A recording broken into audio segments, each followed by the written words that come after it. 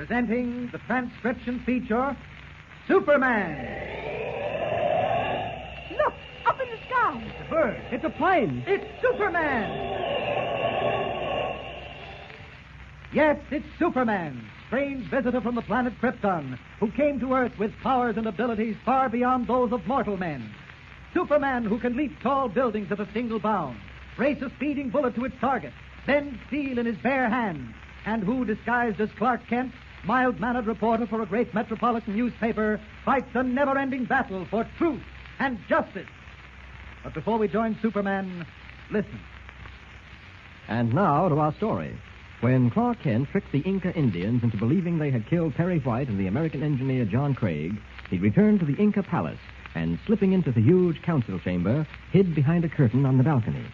His plan was to somehow gain an audience with Nehru, supreme chief of the Inca nation, in the hope of gaining his friendship and, incidentally, his permission to build a Trans-Hemisphere highway over Tupangato Mountain. As Kent looked down on the council room, a massive door opened and Nehru entered, accompanied by Lumati, one of his chiefs. Listen. Heed not the weak counsel of cowards in our midst, Nehru. Rather be guided by your own knowing instinct. You mean, Numati, that the white men should die? Yes, Nehru, I do. I believe they menace our civilization. We will not be safe until they are done away with. But Kuba and the others say we have no right to kill. Consider, Nehru, how 400 years ago our people fled to this secluded spot to escape the murderous weapons of white men such as these.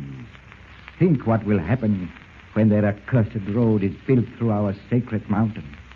Choose, Nehru, between the welfare of our nation and the lives of these whites.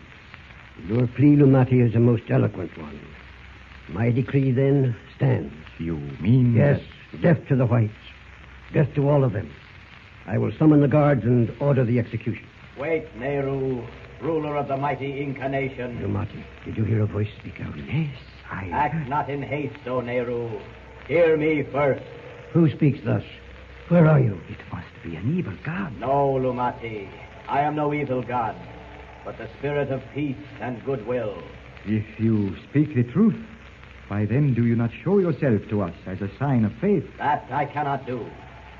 But you must hear me and trust me. Speak then. What do you wish? I have come to save you from committing an evil unworthy of your heritage and your greatness. What is this of which you speak? Your decision to kill the white prisoners. You must rescind that decision, Nehru, or evil days will befall you and your people. I suspect a ruse, Nehru.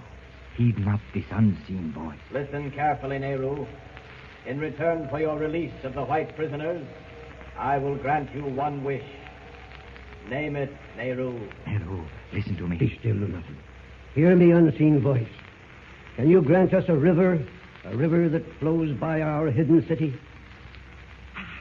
That he cannot do. You see, Nehru. Is that what you most desire, Nehru? Yes, to have a river that flows swiftly and with strength, so that can turn the wheels of our mills and provide power for other uses. That has been the desire of my people for many years. That wish shall be granted, Nehru. But in return, the white prisoners must be safely conducted to their silver bird. And you must promise that you will no longer hinder the building of a highway through the mountains. Nehru, this is madness. Do not pledge your word. Remember what it means, Nehru.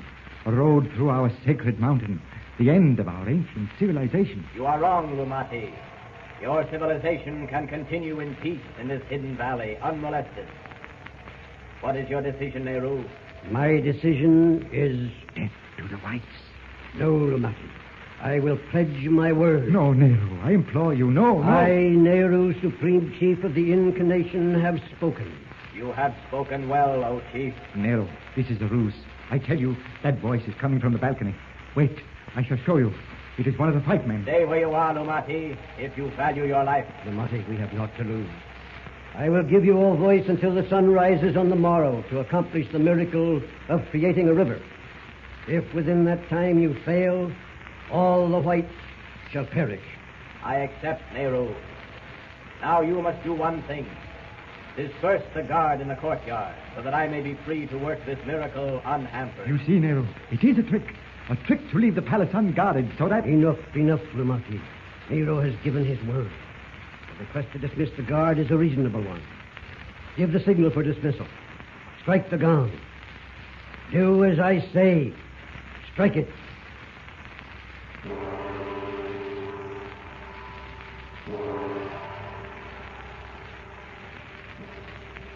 His ruse successful, Kent speeds back to join Editor White, Jimmy Olsen, Lois Lane, and John Craig, the American engineer, on the bank of the rushing stream that runs underground through the Valley of Shadows.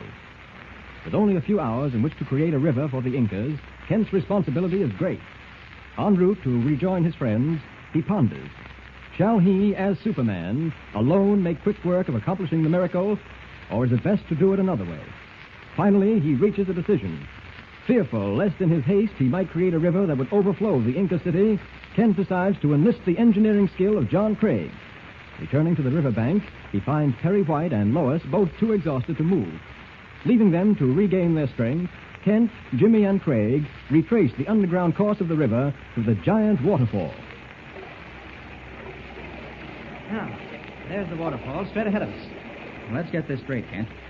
As I understand it, we have until tomorrow morning to divert the course of this underground river so that it flows by the Inca city. That's right. The deal with Nehru is that in return for creating a river, which his people want so badly, all of us, including the engineers, will be escorted to safety, and the Trans-Hemisphere highway can go through without further trouble. That's a wonderful bargain. All we have to do now is perform a miracle. Say, Mr. Kent, how'd you ever get to talk to Nehru without his calling the guards? Nehru never saw me. Gosh, how come? Well, you know how high-ceilinged that council room is? Sure, I remember. There's a balcony at one end of it. Yes, the balcony was screened by a gorgeous curtain woven of gold and silver thread. Yeah, I remember that, too. Correct, both of you. Well, I remained hidden behind that curtain on the balcony. Fooled him completely. Gee. Well, here's the waterfall where the underground river begins. Curious phenomenon, isn't it? I'll say it is. And very unpleasant to be tossed into, I know. Now, Mr. Craig, here's our engineering problem. As you can see, the water thunders into that huge hole and then flows underground for 2 miles and comes to the surface where Lois and Mr. White are now. And our job is to bring it up above ground and divert its flow so that it passes close by the Inca city. Right. Golly, I can't see how we can do that. Nor can I at the moment. Oh, surely Mr. Craig, an engineer, shouldn't be stumped by this problem. Well, maybe not, Kent. But I admit that right now I can't figure out anything that would accomplish what we want with the tools at our disposal. Gosh, then we'll lick. Oh, wait, not so fast, Jimmy. Give Mr. Craig a chance to study this problem. Kent, I'm sorry to let you down like this. And I'm afraid your confidence in me isn't justified. Well, I think it is. I know your reputation as an engineer. Well, that's all very well, but as I said, we have no tools to work with. Diverting a riverbed is in itself a simple problem, Kent. It's done every day all over the world. Well, why can't we do it? If you need someone to help dig or something like that, I'm willing to help. Well, I'm sure you are, Jimmy, but that isn't all. We just lack everything. Proper tools, and most of all, explosives. Yeah, I hadn't thought of that. Of course. Explosives are very important. In fact, indispensable. Say, wait a minute. Explosives? You mean dynamite? That's right, Jimmy. Jimmy, it just dawned on me. I just remembered. Remembered what? I know. The dynamite the Inca warriors took out of the plane. Yes. Dynamite out of the plane. What plane? Mr. White's plane. He brought a few cases of dynamite down here with him. Sure, he thought maybe he'd have to use it to rescue you engineers if you were trapped in a canyon or something. Well, that's wonderful. Where is it now? Yeah, that's what we've got to find out. I think I know. You remember when those warriors captured us and brought us up here? They took a lot of stuff out of the plane and carried it through the tunnel. That's right. Well, the 2 Indians who were carrying the dynamite were walking right in front of Mr. Bronson and me. And I think I remember where they put it. Where? They put it in a small room off the tunnel about halfway from the exit. Kent, there's the answer to our problem and our prayers. If we can get that dynamite, I'll show you how to divert this river. Now, we're getting someplace. I'll get that dynamite. You've got to get into the tunnel first. Now, don't you worry about that. I'll manage it somehow. You and Jimmy go back to Mr. White and Lois. I'll join you as soon as I get the dynamite. Okay. Oh, but Mr. Kent, you lose a lot of time looking for it. I know just where it is. Don't you think I'd better go along with you? Well, all right, Jimmy. That may be a good idea. Come along.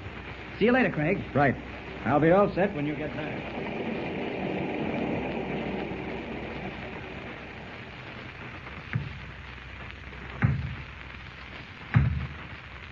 Golly, hammering a rock against that stone tunnel door isn't doing any good. Well, nobody seems to answer. I wonder what happened to Seba, the gatekeeper. Probably asleep at the switch. This is no time for jokes, Jim. Still no answer. Say, do you think maybe there's a signal, like a certain number of knocks? Could be, Jim. Wait. Last time I was here, the guard waved a torch 4 times, and then that big rock door rolled open. Let's try 4 knocks. Can't lose anything. Right you are. Here goes. Nothing's happened yet. Look. It's beginning to open. Look. Hey, see? Yep. Those 4 knocks must have been the right... Oh, Mr. Kent. What's the matter, Jim? Look what's in the tunnel. We're sunk. What has Jimmy seen in the half-darkness of the mountain tunnel? Is it something that will prevent them from getting the dynamite? Things are rushing to a startling climax, so don't miss a single episode. Tune in and listen with Superman. Don't forget, tune in again for the next thrilling episode with Superman. Look, up in the sky. It's a bird. It's a plane. It's Superman. Superman is a copyrighted feature appearing in Action Comics magazine. Welcome back. Once again, we have what's been a hallmark of this series, Superman using his superpowers of negotiation with native tribes. I have mixed feelings on the cliffhanger. It certainly does leave me curious what's going to happen in Part 15. That's the final part coming up next Sunday. But I don't know if I like being quite that clueless as to what's going on. I did think the Clark Kent, Perry White, and Engineer Death scene was hilarious, having him direct. But we'll find out how this wraps up on Sunday. Join us for Part 15. Send your comments in to adam@adamsweb.us. Please check out Laser and Sword magazine, laserandsword.com, where we have issue 9 available for your Kindle. You can also get the Kindle app for your computer or iPod or BlackBerry. That's laserandsword.com. But from Boise, Idaho, this is your host, Adam Graham, signing off.